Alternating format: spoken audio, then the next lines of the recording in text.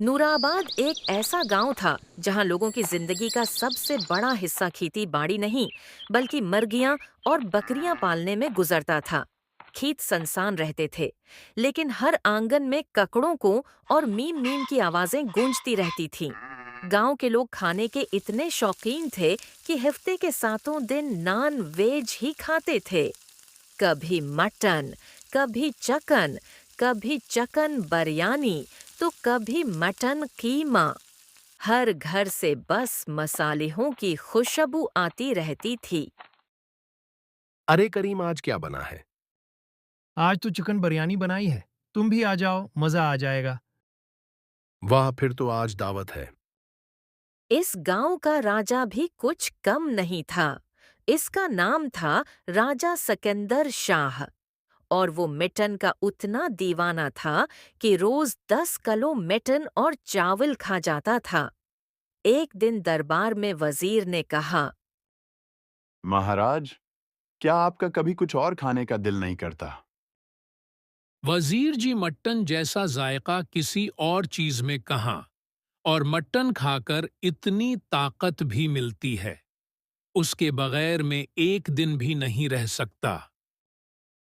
पूरा गांव उसी शौक में डूबा हुआ था, लेकिन किसी को ये अंदाजा नहीं था कि यही शौक एक दिन उनके लिए मुसीबत बन जाएगा। अगले ही दिन सुबह नूराबाद गांव में हलचल मच गई। अरे मेरी मुर्गियां कहाँ गईं? अरे मेरे बकरे भी गायब हैं। कुछ लोग फौरन राजा सिकंदर शाह के महल पहुंचे और सारी बात बताई।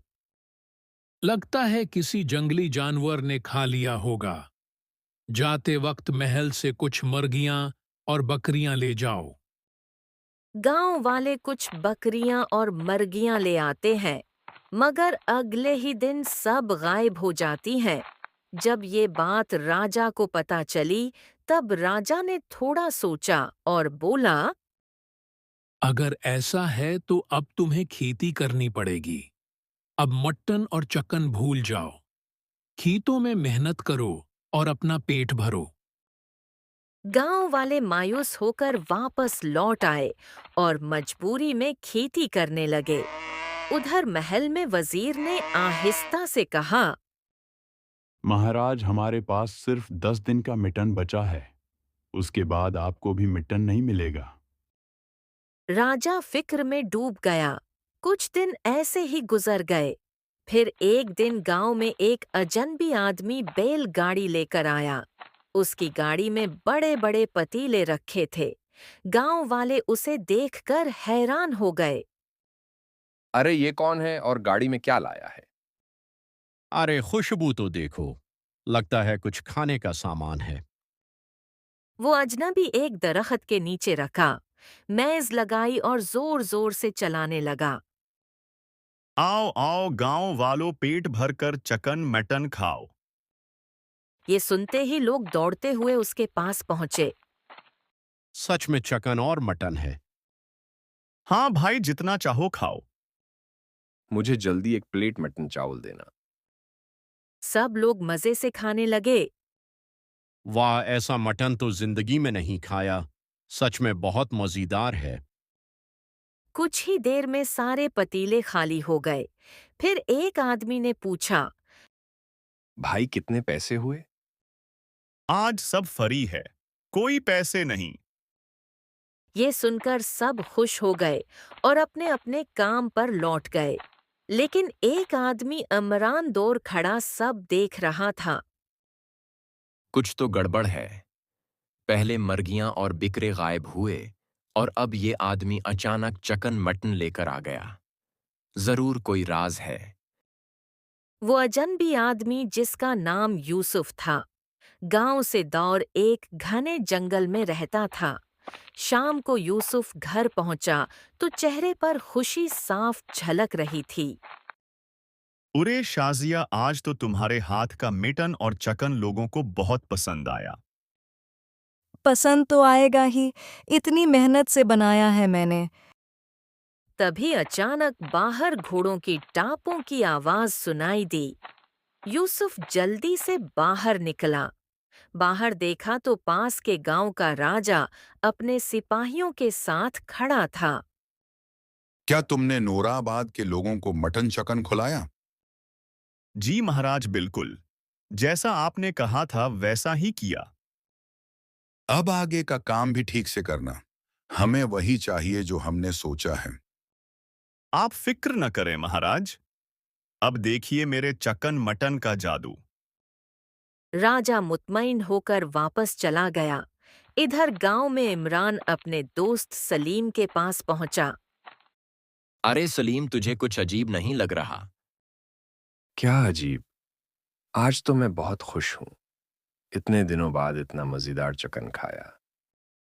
मैं उसी की बात कर रहा हूं।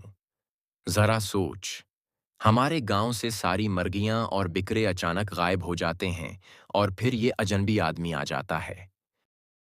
ये बात तो मैंने सोची ही नहीं। और सोच, वो इतना सारा मटन और चकन ला कहां से रहा है? और आज तो उसने सबको फरी में खुला भी दिया। हाँ यार, लगता है सबके पीछे उसी का हाथ है। कल हम उसका पीछा करेंगे, तभी सच पता चलेगा। अगले दिन फिर से यूसुफ अपनी बैलगाड़ी में चकन और मटन लेकर गांव पहुंचा। उसे देखते ही गांव वाले दौड़ पड़े। अरे भाई, मुझे पहले एक मटन थाली देना, बहुत भूख लगी है।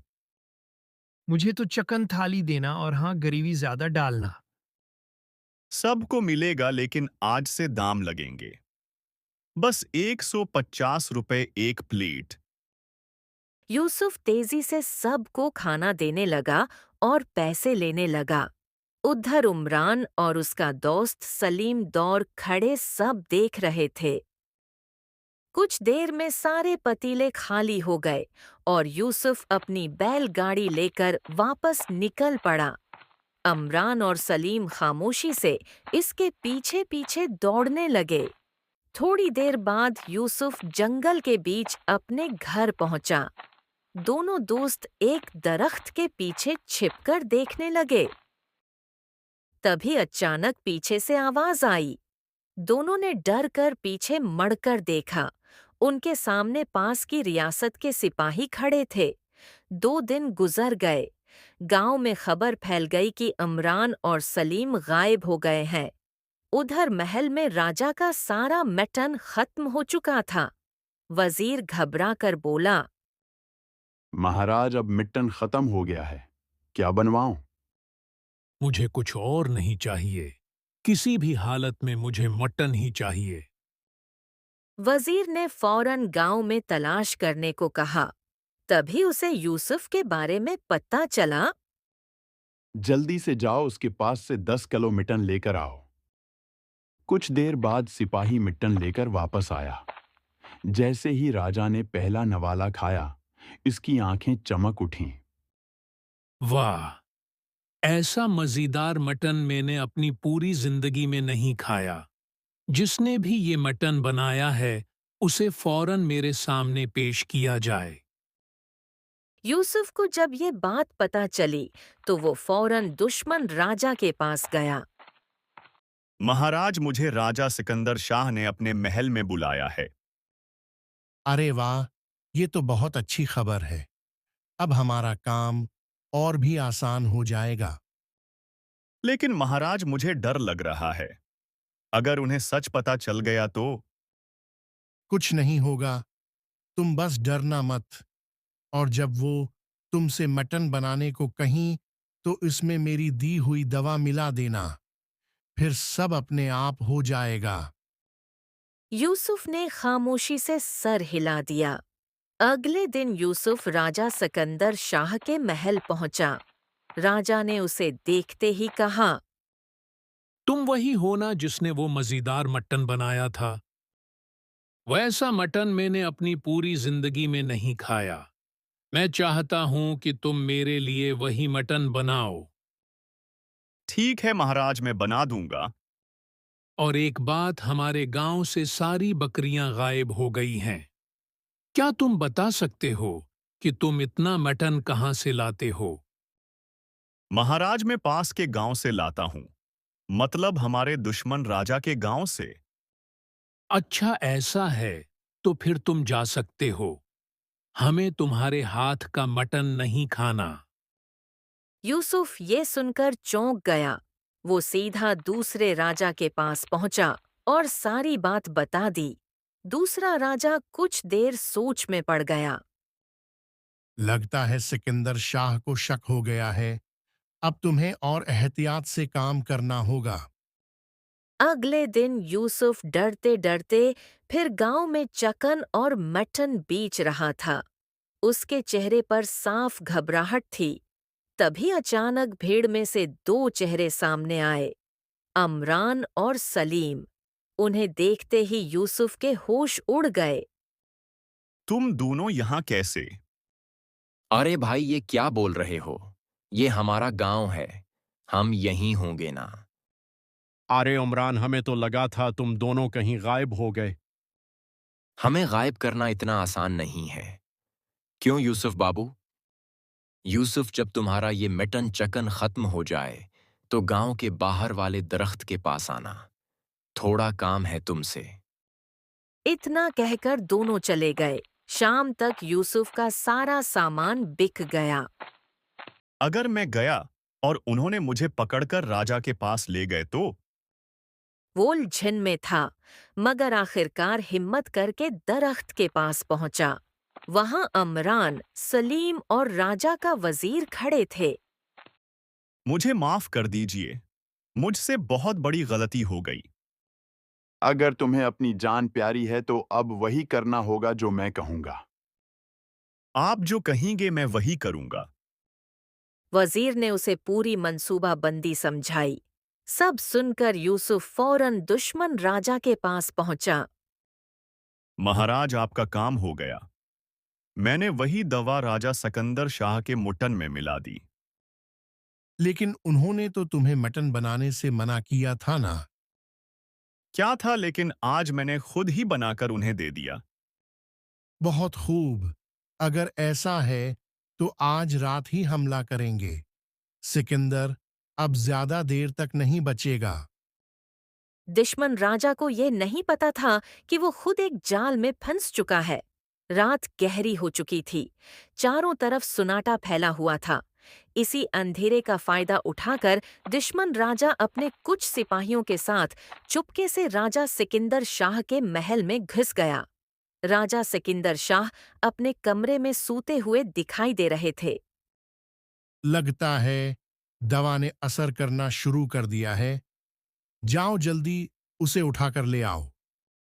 दो सिपाही आहिस्ता आहिस्ता आगे बढ़े। तभी अचानक अंधेरे से वजीर और सिपाही बाहर आ गए। दुश्मन राजा उन्हें देखकर भागने वाला था।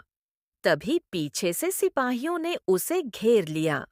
राजा सिकंदर शाह उठकर उनके पास आए। इस दिन के बाद से तुम्हें क्या लगा? मैं इतनी आसानी से तुम्हारे हाथ लग जाऊंगा? लेकिन आपने तो मटन खाया था, फिर आप ठीक कैसे हैं? मैंने मटन खाया ही नहीं, वो तो हमारी चाल थी।